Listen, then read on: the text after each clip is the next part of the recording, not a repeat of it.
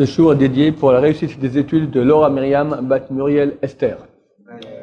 Il y a environ un siècle ici, un peu moins, un grand tzaddik à Jérusalem qui s'appelle le Rav Aryeh Levin. Il est très connu, il a fait beaucoup pour le peuple d'Israël. Il était très bon. Il est dans les prisons, voir les prisonniers, etc. À l'époque où les Anglais emprisonnaient des Juifs dans les prisons anglaises en Israël. Et sa fille était la femme du Rav Eliashiv, de grande génération. Donc, la femme du Rav Chaim Kanievski, qui est la fille du Rav Eliashiv, c'était son grand-père. Voilà, pour un peu de famille. Son fils, du Rav Aryeh Levin, s'appelait le Rav Chaim Yaakov Levin, il était aussi le neveu du Rav Tzvi Safran, qui était le grand rabbin de Jérusalem. Quand le Rav Tzvi Safran est décédé, on a cherché un remplaçant. Qui serait le grand rabbin de Jérusalem? On a proposé au Rav Chaim Yaakov Levin. Il a refusé. Il a dit, je ne veux pas une grande ville, tout ça. Il était rabbin de Pardes Chana, petit village comme ça, près du Carmel. Et quelques années plus tard, il revient à la charge et on lui demande d'être le rabbin de Jérusalem. Il réfléchit, il dit non, je ne peux pas. Pourquoi? Je vous explique. Quand j'étais à Jérusalem avec mon père, le Rav Aryeh Levin, une fois on est sorti le soir comme ça, on est au milieu de la rue, en pleine obscurité, une femme qui cousait elle brodait des chaussettes à la lumière du lampadaire. Alors c'est un peu un spectacle assez inhabituel. Mon père, le Rav Aryeh, est venu, lui dit qu'est-ce qui se passe? Je lui dis voilà, je n'ai pas d'argent. Je dois payer le Cheder, le Talmud Torah pour mon fils, ceux qui apprennent la Torah.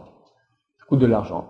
Et je n'ai même pas d'argent pour avoir l'électricité à la maison. Donc je travaille à l'extérieur à la lumière du lampadaire, et voilà, je fais des chaussettes et je vends ces chaussettes. Ok. Il s'avère que ce fils pour qui elle travaillait, il s'appelait Betzalel, est devenu le grand Talmid Chacham, le Rav Betzalel Zolti, qui était le grand rabbin de Jérusalem. À l'époque, il n'était pas encore, mais il y avait ici justement concurrence. C'était ou le Rav Betzalel Zolti ou le Rav Levin.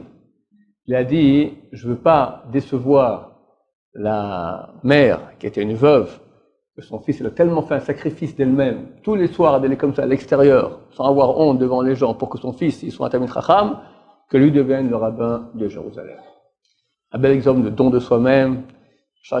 Très souvent on charge du kavod, encore moi, devenir le rabbin de, et Dieu il regarde celui qui ne veut pas être le rabbin de. Je vous rappelle en passant une histoire qui est archi connue, mais j'aime bien la raconter, je ne peux pas m'en empêcher des fois. On entend ici des histoires entre deux yeshivot, qui va être le rabbin, il y a des bagarres terribles.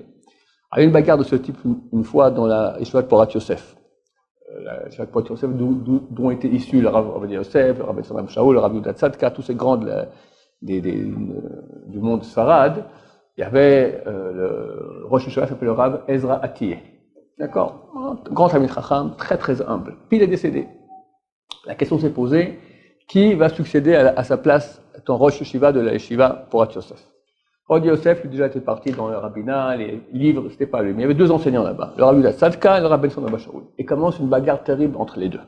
Le Rav Ben Son Shaul dit au Rav Yudat Tzadka, c'est toi qui seras Rosh Yeshiva. Le Rav Tzadka dit jamais de la vie, ce sera toi qui seras Rosh Yeshiva. Le Rav Ben Son dit non, ça sera toi. Rav Yudat répond, toi t'es un posek. Alors Ben Son était posek, t'es une tranche la halakha. Donc t'es plus grand que moi, donc c'est toi qui seras le Rosh Yeshiva. Il dit t'as raison. Je suis posek, je tranche, ce sera toi qui seras le Rosh Yeshiva.